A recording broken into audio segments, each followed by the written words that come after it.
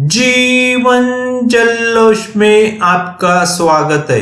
दोस्तों, मेरी श्रीखंड महादेव यात्रा की शुरुआत 8 जुलाई से शुरू हुई थी। इससे पहले 6 जुलाई का मेरा अमरनाथ यात्रा का रजिस्ट्रेशन था, लेकिन भोले बाबा के मन में कुछ और ही चल रहा था।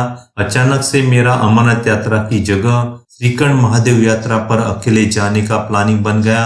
11 जुलाई का मेरा श्रीखंड महादेव यात्रा का रजिस्ट्रेशन था। 10 जुलाई को मुझे जाओगांव पहुंचना था, जहां से श्रीखंड महादेव यात्रा की शुरुआत होती है। मैंने श्रीखंड महादेव जानकारी का वीडियो पहले ही अपलोड कर दिया है। कालका जाने वाली ट्रेन से मेरा सफर शुरू हुआ। पानीपत अंबाला इलाके में पहले ही काफी बारिश हो चुकी थी। पूरा इलाका बाढ़ के पानी से भरा हुआ था। मन में एक ही बात चल रही थी, बस किसी भी तरह भोले बाबा के दर्शन हो जाए। इस वर्ष अमरनाथ की जगह श्रीखंड में भोले बाबा दर्शन देने वाले थे। 3 बार मैं अमरनाथ यात्रा अकेले ही कर चुका था। तीनों बार मुझे कोई भी समस्या नहीं आई। भोले बाबा सफर में अकेले कभी रहने नहीं देते। कोई ऐसा चमत्कार हो जाता है, भोले बाबा किसी न किसी से सफर में मिला ही देते हैं और आप मंजिल तक पहुंच जाते हो। अभी तक तो मैं अकेला ही सफर कर रहा था। देखते हैं आगे क्या चमत्कार होता है। भोले बाबा किसके साथ मुझे भेजते हैं। चंडीगढ़ में बहुत सारे यात्री उतर चुके थे। डिब्बे में कुछ चंद यात्री ही बचे थे। जैसे ही कालका के नजदीक ट्रेन पहुंची, मेरे डिब्बे के आखिरी छोर पर 10-12 लड़के कालका पहुंचने के खुशी के मारे नाच रहे थे। जब मैंने उनसे पूछा, आप कहाँ जा रहे हो, तो उन्होंने क्या बोला पता है? श्रीखंड महादेव यात्रा। दोस्तों, ये है देवों के देव महादेव का चमत्कार। दोस्तों, सच्चे मन से पूरी आस्था भक्ति के साथ चाहे अकेले निकलो या किसी के साथ निकलो, कोई समस्या नहीं आएगी। जब लड़कों को पता चला मैं अकेला ही श्रीखंड महादेव की यात्रा पर निकल पड़ा हूँ, तो उन्होंने उनके साथ श्रीखंड महादेव यात्रा पर चलने का न्योता दे डाला और मैं खुशी से उनके ग्रुप का सदस्य बन गया। ग्रुप के सभी लड़के आश्रमों से जुड़े हुए थे। कालका से लेकर जाओगांव तक सभी जगह आश्रम में रुकने वाले थे और खुद खाना पकाने वाले थे। मेरे लिए यह अनुभव बिल्कुल नया था। बारिश के कारण ट्रेन 5 घंटे लेट कालका पहुंची। शाम के 5 बज चुके थे। हमें अभी शिमला पहुंचना था। एक टेम्पो ट्रैवलर किराए पर कर ली। बीच रास्ते में ही टेम्पो ट्रैवलर ने जवाब दे दिया और हम बस से शिमला निकल पड़े।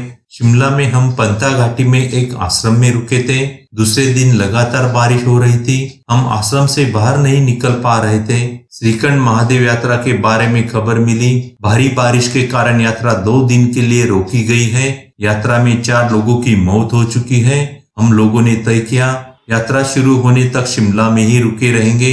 दूसरे दिन बारिश थम गई और हम शिमला घूमने निकल पड़े। शिमला में पब्लिक ट्रांसपोर्ट मुझे काफी अच्छा लगा। शिमला में एक स्थान से दूसरे स्थान जाने के लिए सरकारी और प्राइवेट सिटी बस उपलब्ध रहती है और किराया 20 से ज्यादा भी नहीं रहता है। पंथा घाटी से बस वाले ने तिब्बतियन मार्केट के पास वाले बस स्टॉप पर हमें उतार दिया। यहाँ से हमें माल रोड और जाखू टेम्पल जाना था। शिमला घूमने आना है तो इस तरह की सीढ़ियां कई बार चढ़नी और उतरनी पड़ती है। सीढ़ियों के रास्ते एक नॉनवेज वाले मार्केट से गुजरकर हम माल रोड पर पहुंच गए। माल रोड पर ब्रिटिश कालीन इमारतें देखने को मिलती है। टूरिस्ट की यह पसंदीदा जगह है। शिमला घूमने आए और माल रोड नहीं आए, ऐसा हो नहीं सकता। शिमला की वादियों का खूबसूरत नजारा आपको यहाँ से देखने को मिलता है। माल रोड पर कुछ समय बिताने के बाद हम जाखू टेम्पल के लिए निकल पड़े। जाखू टेम्पल ऊपर पहाड़ी पर बना है। माल रोड से जाखू टेम्पल की दूरी 1.5 किलोमीटर होगी। आप पैदल चढ़ाई कर भी जा सकते हैं और रोपवे से भी जा सकते हैं। हम पैदल ही निकल पड़े। रास्ते के दोनों तरफ कोहरा छाया हुआ है। हरियाली ही हरियाली नजर आ रही है। आधा रास्ता पार करने के बाद सीढ़ियों की शुरुआत होती है। ऊपर पहुंचने में लगभग आधा घंटा लग गया। जाखू टेम्पल हनुमान जी का मंदिर है। ऊपर पहुंचने पर हनुमान जी के विशाल प्रतिमा के दर्शन होते हैं। आप भी यहाँ के नजारे का आनंद लीजिए और हनुमान जी का दर्शन कीजिए।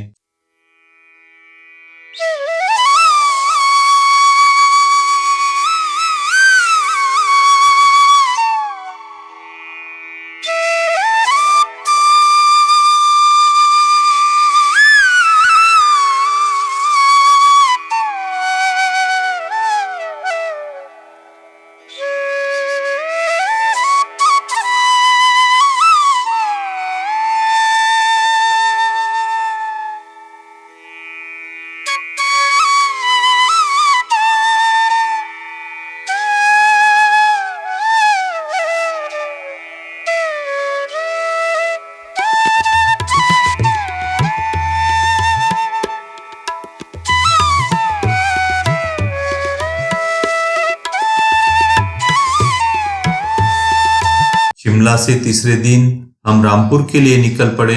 ISBT न्यू बस स्टैंड से रामपुर जाने के लिए बस मिलती है। रामपुर से हम जाओ गांव जाने वाले थे, जहां से श्रीखंड महादेव यात्रा की शुरुआत होती है। बस से रामपुर पहुंचने में 5 घंटे का समय लगा। रामपुर पहुंचते पहुंचते रात हो चुकी थी। हम आगे नहीं जा सकते थे, इसलिए सतलज नदी के किनारे एक होटल में रुक गए। रामपुर भुज शहर एक ऐतिहासिक शहर है। रामपुर में हमें पता चला श्रीखंड महादेव यात्रा इस साल के लिए रद्द कर दी गई है। भारी बारिश के कारण श्रीखंड महादेव के पहाड़ी पर लगे टेंट उखड़ गए हैं। 4 लोगों की मौत हो चुकी है। 20 से ज्यादा लोग लापता हो चुके हैं। हम सभी बहुत मायूस और दुखी हो गए। हर कोई सदस्य किसी भी हाल में महादेव जी का दर्शन करना चाहता था। जाओ गांव में पुलिस रुकने नहीं दे रही थी, इसलिए हमने जाओ गांव न जाने का फैसला किया। हम सभी असमंजस में पड़ गए। अब आगे करें तो क्या करें, अब कहाँ जाएं? मैंने पहले ही जिक्र किया है, मैं जिस ग्रुप के साथ जा रहा हूँ उनकी आश्रमों और मंदिरों के बाबाओं से अच्छी जान पहचान थी। रामपुर में भी एक मंदिर के बाबा जी से उनकी जान पहचान थी। उनसे मिलने हम यहाँ सतलज नदी के किनारे पहुंच गए। बाबा जी ने बताया, आप सरहान एक गांव है, वहां चले जाइए। सरहान गांव से नीचे से ही श्रीखंड महादेव जी के दूर से दर्शन होते हैं। दर्शन के लिए श्रीखंड की पहाड़ी पर मौसम साफ होना जरूरी है। सरहान में भी एक आश्रम था। बाबा जी ने सरहान के आश्रम में फोन कर हमारे रुकने की व्यवस्था कर दी। सरहान में भीमकाली माता का प्रसिद्ध मंदिर भी है। हम सभी का खुशी का ठिकाना नहीं रहा। दूर से ही सही महादेव जी के दर्शन हमें होने वाले थे। रामपुर से सरहान जाने वाली बस में हम बैठ गए। रामपुर से सरहान की दूरी 40 किलोमीटर होगी। पहाड़ी रास्ता होने के कारण बस धीमी गति से चलती है। बहुत ही खूबसूरत नजारे देखने को मिलते हैं, जिसकी आप कल्पना नहीं कर सकते। सरहान में इस शानदार आश्रम में हम रुके हैं। आश्रम से ही श्रीखंड की पहाड़ी नजर आती है। आश्रम से ही दूर से हमें महादेव जी के दर्शन होने वाले थे, लेकिन मौसम साफ नहीं था। श्रीखंड की पहाड़ी बादलों से ढकी हुई थी। आश्रम से कुछ ही दूरी पर भीमकाली माता का मंदिर है। हम भीमकाली माता मंदिर दर्शन करने चले गए।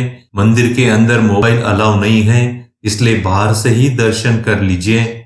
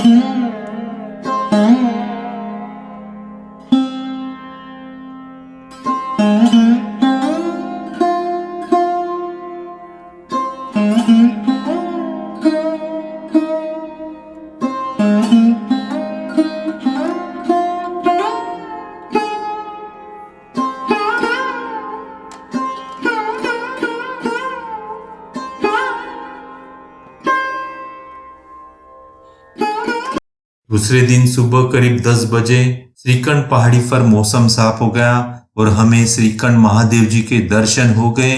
बयां करने के लिए मेरे पास शब्द नहीं है। मेरे श्रीखंड महादेव जी के दर्शन का श्रेय केवल और केवल उन लड़कों के ग्रुप को जाता है जो मुझे ट्रेन में मिले थे।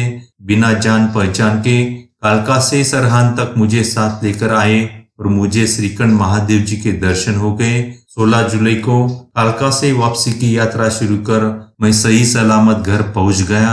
दोस्तों, आगे और मिलेंगे नए सफर में। वीडियो अच्छा लगा तो लाइक अवश्य करें, कमेंट जरूर करें। अभी तक आपने चैनल सब्सक्राइब नहीं किया है तो सब्सक्राइब अवश्य करें और बेल बटन दबाना न भूलें।